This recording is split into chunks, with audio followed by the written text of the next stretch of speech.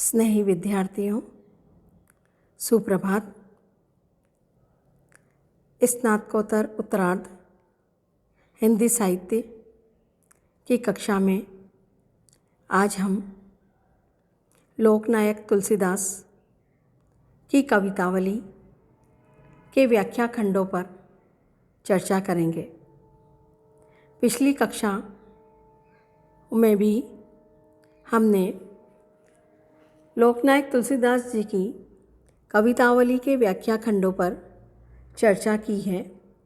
उसी क्रम में पद है, बनिता बनी श्यामल गोर के बीच, बिलोकी री सखी मोही सी है, मग जोगु न कोमल क्यों चली है, सकुचाती मही पद पंकज छुए, तुलसी सुनी प्राम क्यों विद की, पुलकी तन ओ चले लोचन चुए, सब भांति मनोहर मोहन रूप, अनूप है भूप के बालक द्वे। कवितावली से अवतरित प्रस्तुत पंक्तियों में अयोध्या कांड के अंतर्गत ग्रामीण स्त्रियां सीता, राम और लक्ष्मण के वन जाते हुए दृश्य को देखकर उनके संबंध में अनेक प्रकार की बातें करती हैं। एक ग्रामीण स्त्री अपनी सखी दूसरी स्त्री से कहती है कि है सखी, देख तो सही, एक सांवले और गोरे कुंवर के बीच में एक स्त्री शोभायमान है। मैं उसे बड़े ध्यान से देख रही हूँ। तू भी उसे तनिक मेरे समान होकर देख तो सही। वह स्त्री बड़ी कोमल है तथा मार्ग में पैदल चलने के योग्य नहीं है। वह कैसे चल पा रही होगी, यही मेरे मन में बार बार आ रहा है। स्त्री कहती है कि इस कोमल स्त्री के चरण कमलों का स्पर्श करते तो पृथ्वी मानो संकुचित हो रही है। तुलसीदास जी कहते हैं कि ग्रामीण स्त्री की इस प्रकार की बातें सुनकर सभी ग्रामीण स्त्रियां एक साथ कहने लगी कि ये दोनों राजकुमार सभी प्रकार से मनोहर, मन को मोह लेने वाले और सुंदर हैं। ऐसा प्रतीत होता है ये किसी राजा के बालक हैं। साहित्यिक सौंदर्य के अंतर्गत राम और लक्ष्मण के मध्य शोभित सीता के स्वरूप को अभिव्यक्त करने के लिए तुलसी ने जिस वनिता का प्रयोग किया है वो शब्दोचित्त का उदाहरण है। मोही सी है में भावुकता जनिक आत्मीयता का भाव व्यंजित हुआ है। केशवदास जी की ग्राम वधुएं किसी प्रसंग में राम और लक्ष्मण के साथ सीता को देखकर ये कहती हैं कि कियो यह राजपुत्री, बरई बनियो है कीदो, उपाधि बनियो है यह, शोभा अमृत है। सकुचाती माही पद पंकज छुए में पृथ्वी का मानवीकरण भी है और रूपक अलंकार भी है। इसी संदर्भ में रामचरितमानस की ये पंक्तियाँ भी द्रष्टव्य हैं। मृदु पद कमल कठिन मृगु जानी, गह वीर हृदय कहिए बरवानी, परिसत मृदुल चरण अरु नीरे, सकुचति मही जिम हृदय हमारे। अगला पद है, सांवरे गोरे सलोने सुभाए, मनोहरता जीती मेनु लिया है, बान कमान निबंग कसे, सिर सोहे जटा मुनिवेश कियो है, संग लिए बिदु बेनी वधु, रति को जेहि रंचक रूप दिया है, पायन तो पनिहे न पया दही, क्यों चलिए सकुचात हियो है। प्रस्तुत पंक्तियों में भी तुलसीदास जी ने उस समय का प्रसंग का वर्णन किया है जब राम, लक्ष्मण और सीता पिता की आज्ञा मानकर 14 वर्ष हेतु वनागमन कर रहे हैं। वे मार्ग में जहाँ से भी जाते थे वहीं के ग्रामीण नागरिक उन्हें देखने लगते थे। इन नागरिकों में न केवल पुरुष थे, केवल स्त्रियाँ भी थीं। स्त्रियाँ स्वभावतः कोमल होती हैं। वे आपस में तरह तरह की बातें करती रहती हैं। यहाँ भी इन पंक्तियों में ग्रामीण राम, लक्ष्मण, सीता के विषय में विविध प्रकार की बातें कर रही है। कोई स्त्री तो इन तीनों की सुंदरता का वर्णन कर रही है, कोई इनके स्वरूप और वेशभूषा का बखान कर रही है, कोई अपनी कल्पना प्रियता के कारण ये कल्पना कर रही है कि ये सुंदरता में अद्वितीय हैं। कुछ ऐसी भी हैं जो राम लक्ष्मण के साथ पैदल चल रही कोमलांगी सीता के सौंदर्य और उनके मोहक रूप की चर्चा कर रही हैं। इन्हीं सब स्थितियों की वार्ता को इन पंक्तियों में कविताबद्ध किया गया है। तुलसीदास जी कह रहे हैं कि ग्रामीण स्त्रियां राम, लक्ष्मण और सीता जी के विषय में कह रही हैं कि दोनों श्याम और गौर वर्ण के राजकुमार हैं इनका सौंदर्य और स्वभाव आकर्षक और लावण्ययुक्त है। ऐसा लगता है जैसे देखने में ये सुंदर नहीं है, अपितु इनका मनोगत भाव भी उतना ही रमणीय है जितना कि इनका बाह्य रूप है।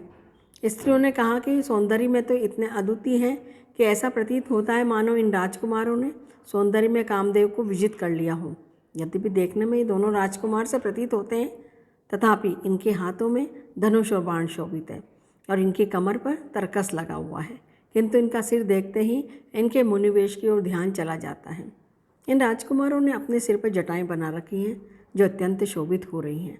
हाथों में धनुष धारण किए हुए और सिर पर जटाएं धारण किए हुए ये राजकुमार ऐसे प्रतीत हो रहे हैं जैसे कोई तपस्वी मुनि वेशभूषा में पूरी साहसिकता के साथ लोक कल्याण का कार्य करने के लिए जा रहा हो। ग्रामीण स्त्री ने कहा कि इन दोनों राजकुमारों के साथ में चंद्रमा कैसे सौंदर्य वाली शीतल पेश स्वभाव से युक्त जो स्त्री है वो भी सौंदर्य से अनुपम है। ऐसा लगता है जैसे इसी स्त्री ने अपने सौंदर्य के कुछ क्षण कामदेव की पत्नी रति को उधार दे दिए हों या दान में दे दिए हैं, जिससे वो भी सुंदर प्रतीत होती हैं।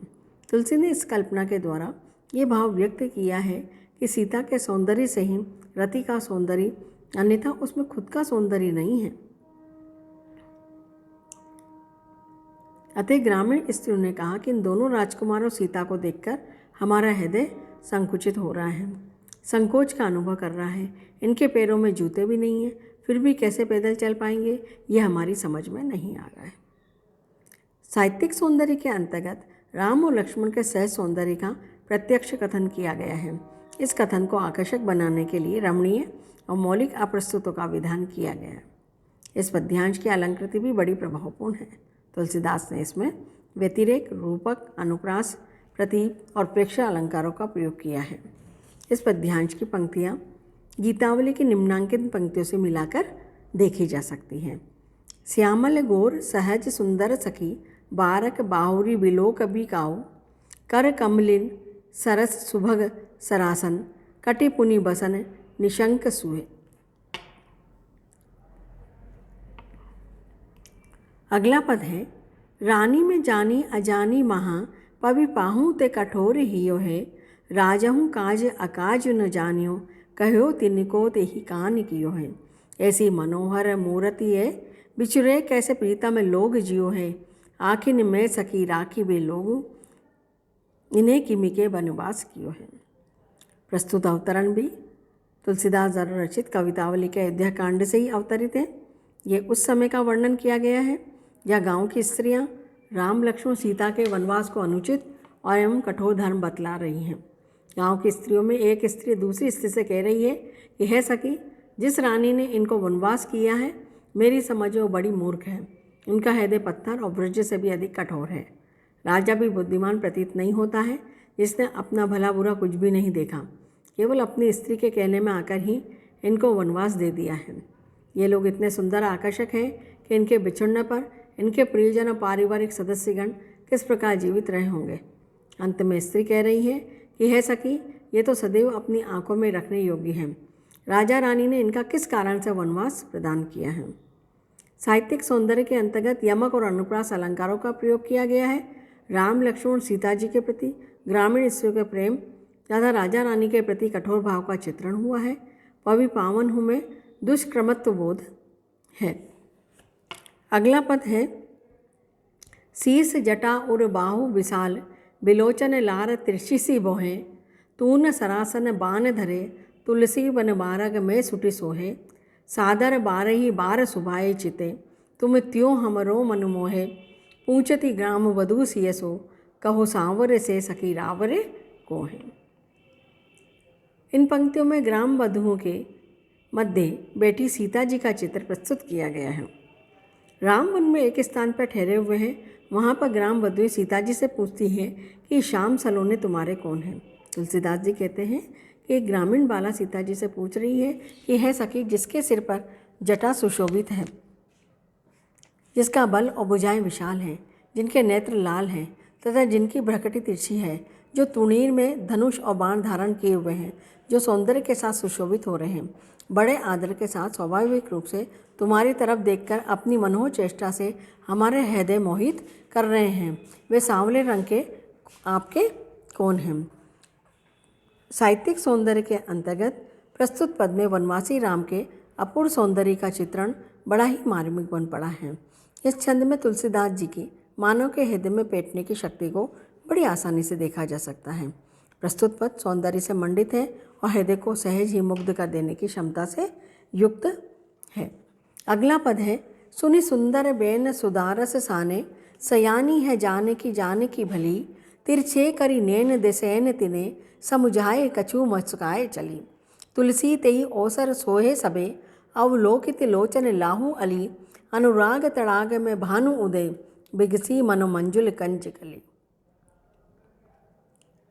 राम वधु द्वारा श्री राम के विषय में ये पूछे जाने पर कि ये आपके कौन लगते हैं, सीता जी संकेत करके बताती कि श्री राम उनके प्रति हैं। इस पर समस्त ग्राम वधुएं अत्यंत प्रसन्नता का अनुभव करती हैं। कवि तुलसीदास जी कह रहे हैं कि गांव की स्त्रियां अमृत के समान मधुर वचनों को सुनकर जानकी जी समझ गई कि सब बहुत ही चतुर हैं। सीता जी नेत्रों को तिरछा करके उन्हें संकेत से सब कुछ जानकर मुस्कुरा कर चल दी हैं। तुलसीदास जी कहते हैं कि उस ओर से देखने से उन सखियों को अपने नेत्र का लाभ मिल गया, उनके नेत्र सफल हो गए। वे ऐसे सुशोभित हो रही हैं मानो सूर्योदय के समय प्रेम रूपी तालाब में सुंदर कमलों की कलियां खिल गई हों। साहित्यिक सौंदर्य के अंतर्गत संपूर्ण छंद में स्वभावोक्ति अलंकार का प्रयोग हुआ है। सुनी सुंदर सुदारस साने में अनुप्रास, सोहे सबे मनो मंजुल कंज कली में चेकानुप्रास, सयानी जानी नैन नैन में पद्मैत्री, अनुराग तड़ाग में रूपक, मनो मंजुल में उत्प्रेक्षा अलंकारों का प्रयोग हुआ है और कायिक अनुभवों का प्रयोग सुंदर बन पड़ा है। अगला पद है, धरि धीर कहे चलु देखिए जाई, जहाँ सजनी रजनी रहिए, कहिए जग सोच न सोच कछु, फल लोचन आन तो लइए, सुख पाइए कान सुने बतिया, कल आप सुमे कुछ पे कहिए, तुलसी अति प्रेम लगी पलके, पुलकी लखी राम हिये मैये। तुलसी इस अवतरण में राम सीता लक्ष्मण के प्रति गांव वधुओं की अतिरिक्त आसक्ति का वर्णन कलात्मक शिल्प में कर रहे हैं। वे ये प्रतिपादित कर रहे हैं कि राम सीता और लक्ष्मण के दर्शन करने के परिणाम स्वरूप सभी ग्राम वधुओं के मन में भय, शंका और लोकलाज जाती रही। इसका कारण ये रहा कि वे इन तीनों का शुभ दर्शन करके मात्र अपने नेत्रों का सफल होना सिद्ध करना चाहती थी। इनके दर्शन सामान्य जन के लिए किसी भी स्थिति में संभव नहीं है, किंतु ग्राम वधुएं इनके दर्शन पाकर सामान्य न रहकर विशिष्ट श्रेणी में आ गई है। इन्होंने अपने नेत्रों का लाभ प्राप्त कर लिया है।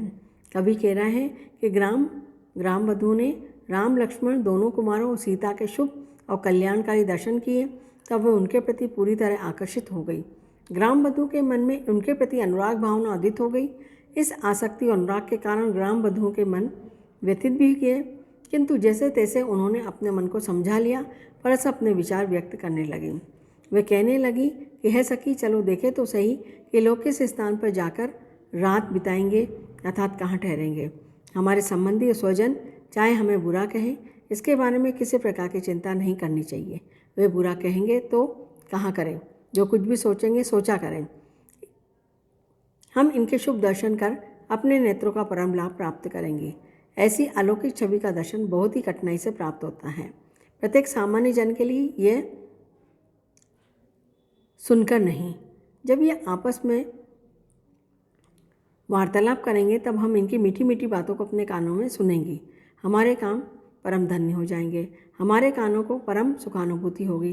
तुलसीदास कहते हैं कि इस प्रकार से वे ग्रामीण नारियां आपस में वार्तालाप करती हुई भगवत अनुरक्ति में विभोर उठी। चलते उनके नेत्रों की पलकें मूंद गई, देखा कि उनके हृदय पटल पर विराजमान है। जब उन्होंने हृदय स्थित अनुपम छवि के दर्शन किए तब रोमांचित हो गई और परम हर्षित हो गई।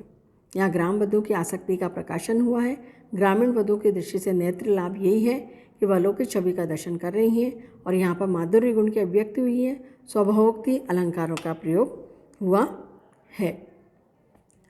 मुख पंकज कंज विलोचन मंजू, मनोज सरासन सी बनि बोहे, कमनीय कलेवर कोमल, श्यामल गोर किशोर जटा सिर सोहे, तुलसी कटितन धरे धनुबान, अचानक दीठी परी तिरछी है, कही भांति कहो सजनी, तेहि सो मृदु मूरति, द्वे निवसी मन मोहे।